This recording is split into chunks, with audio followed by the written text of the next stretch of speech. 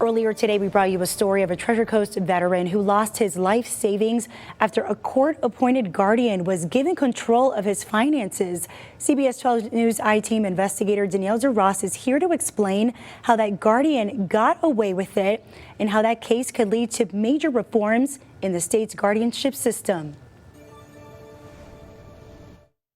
Guardians get paid to protect people who cannot properly manage their own affairs. It's usually the elderly or disabled. Guardians take care of their bills, mortgage payments, taxes, home repairs, and things that require them to control their ward's money. But there is a major loophole in the system that allows theft to go completely undetected. Okay, this is just one case now.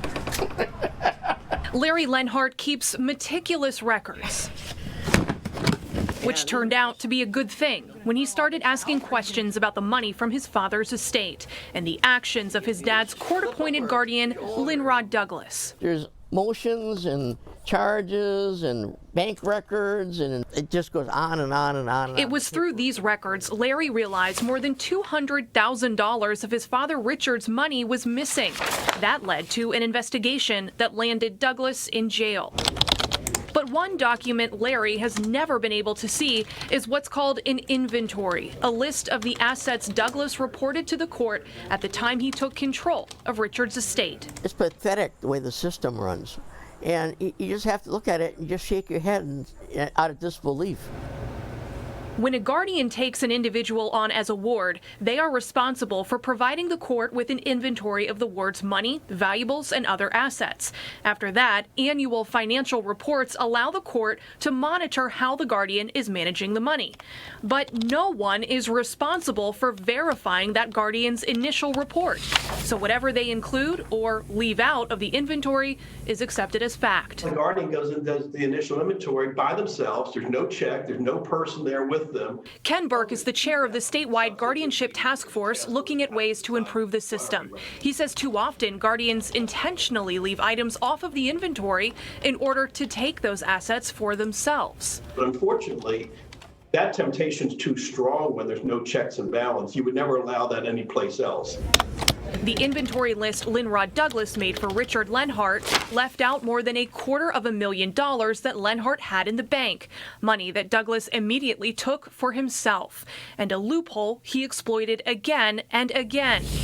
Court records show that Douglas stole more than $100,000 from a ward named Helen Persia.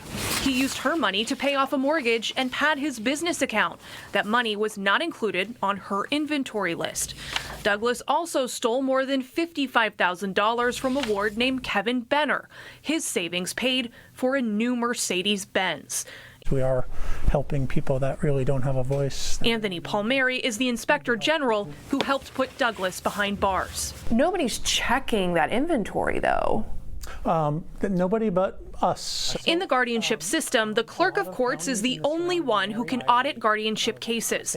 But even they only check these inventories if there's a complaint or some other reason to investigate. We don't go on fishing expeditions, but if we have reason to believe that an inventory is not proper or is incorrect, we have the ability to subpoena records to validate, to verify the information on the inventory.